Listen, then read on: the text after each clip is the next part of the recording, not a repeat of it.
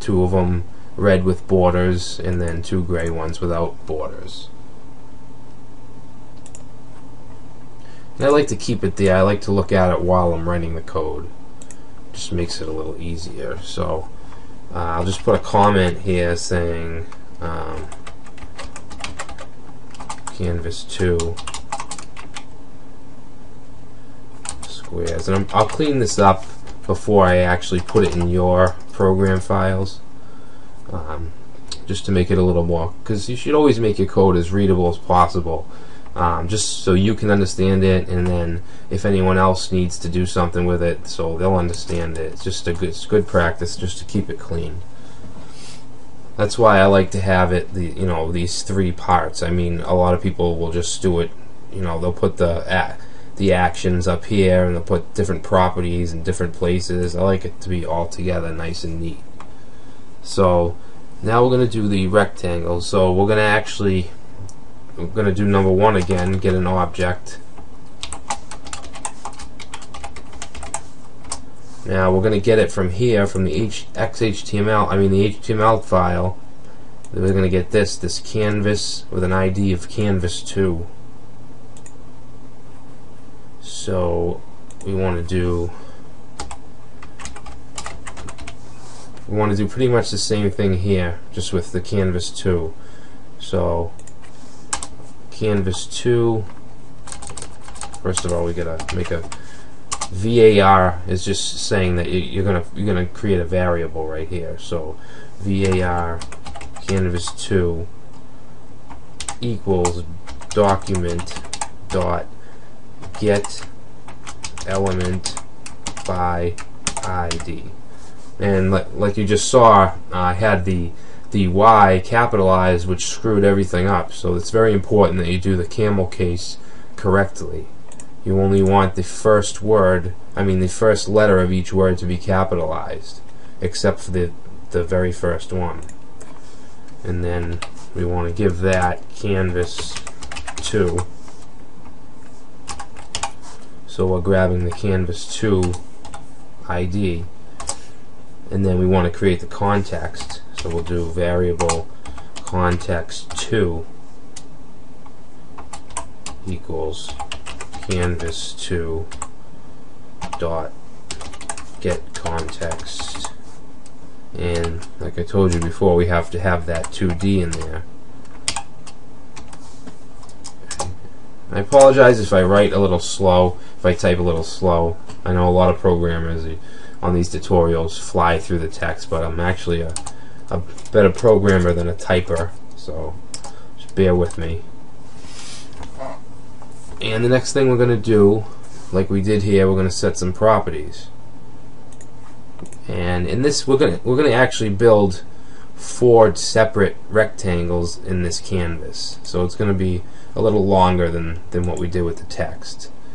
So let's do, trying to think. So let's create the fill style first of the first rectangle. So ctx2 dot fill style, and that's gonna be, we're gonna make that a red color.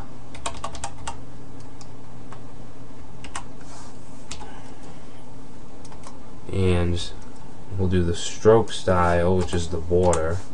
Whenever I say stroke, it's pretty much means either outline or border. So ctx2 dot stroke style equals black. Okay, whoops, forgot my quotes, double quotes.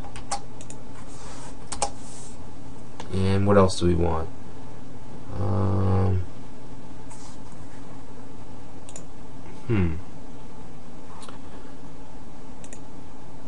We want to do a line width for the stroke.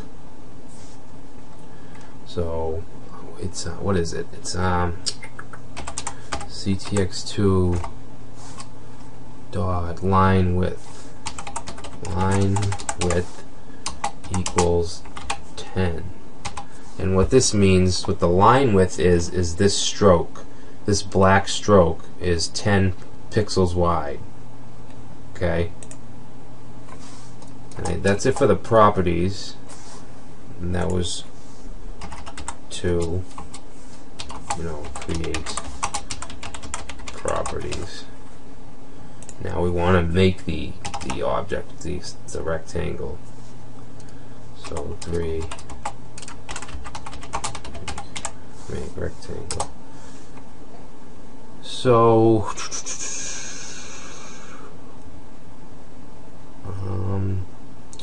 just trying to think. Alright, so let's do CTX to fill rect. Okay, so the fill rect function is going to build it's going to fill the rectangle that we just created. And we're also going to create the size of it as well. This takes 4 parameters, okay? I'm just going to show you it takes 4 parameters. The first 2 are going to be where we want the rectangle to start. And for the first 2 we're going to do 45 and 5. Okay, so what that means is that 45 means it's from here to here, and then 5 means here to here. And then for this is the size of the rectangle, the X and the Y. So we want our triangle is going to be even on all sides, and I believe it was 135. So we want 135 in both of these, placeholders. Okay, and we don't need that quote there. We just want to end it with a semicolon. Now let's save and reload, see what happens. Yep, so we have our red triangle. The red is coming from right here, the fill stroke. Now we did create a stroke style of black, but we didn't implement the stroke yet. We only implemented the rectangle. So that's what we're going to do next. So we're going to do ctx2 dot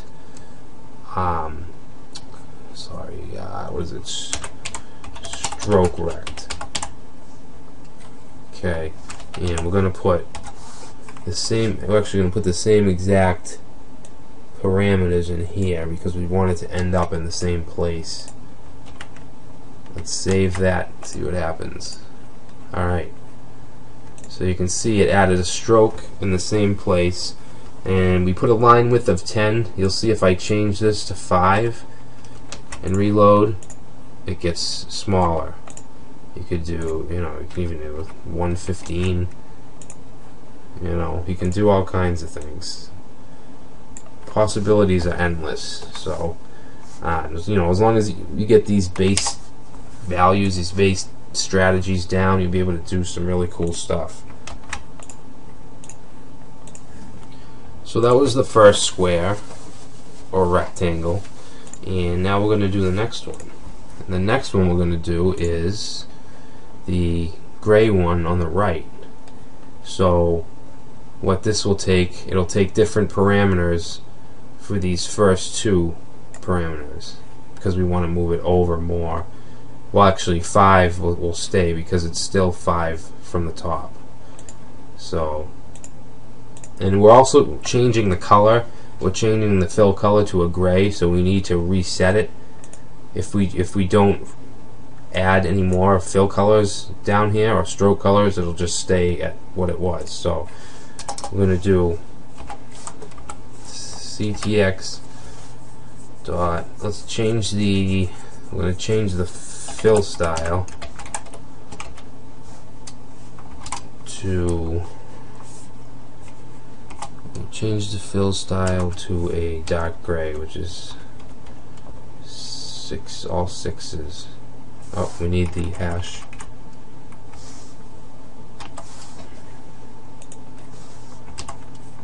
Okay, so we get a new fill style.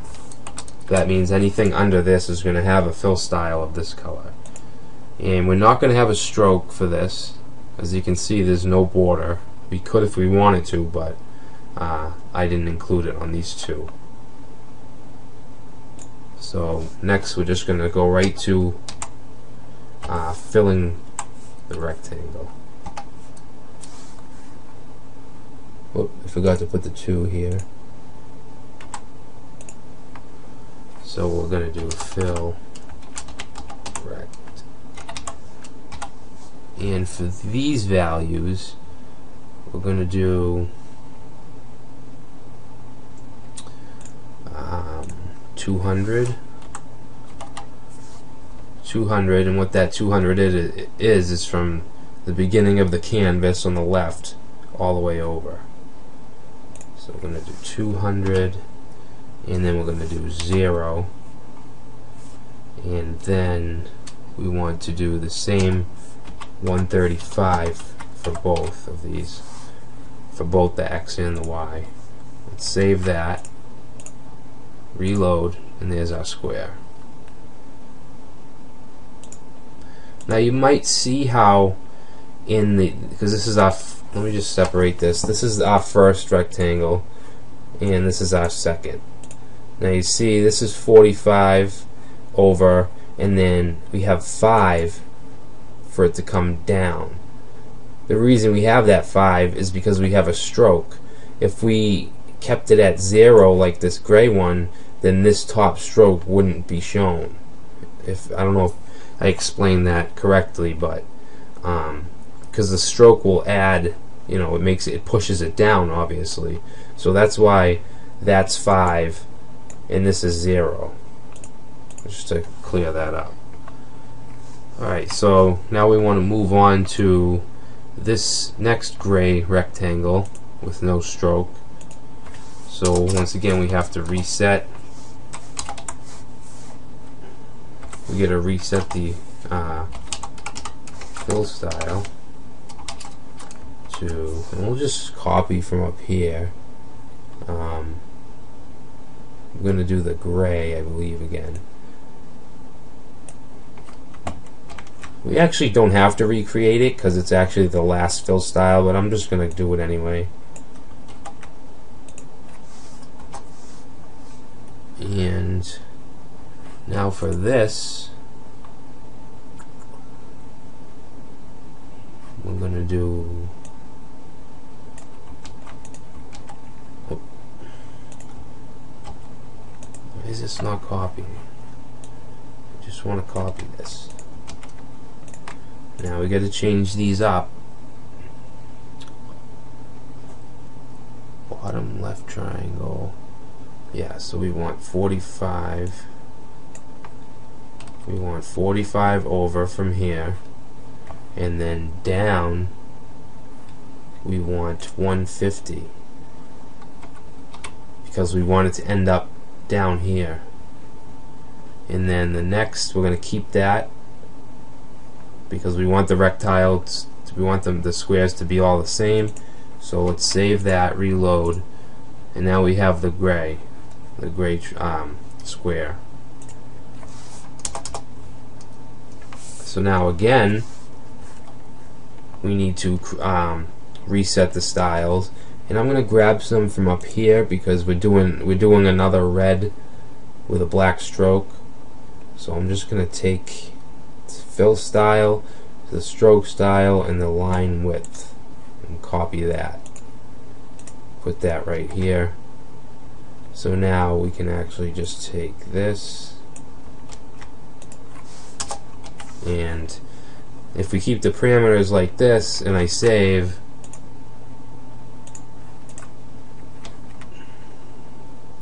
whoop, my bad. If we keep the parameters like that, it's not going to do anything because it's behind this one. So we got to change these to 200. Yeah, 200. That'll be 200 over, and then it would be 150. 150, and then keep the same size of 135. Now the stroke is going to be the same. That's going to be 150. Okay, let's save this and reload. And now we have our red rectangle or square with the black border. So that's it for for drawing rectangles and changing colors and all that good stuff. So the next thing I want to do is lines. We can create lines. We can make them go certain lengths for a certain amount.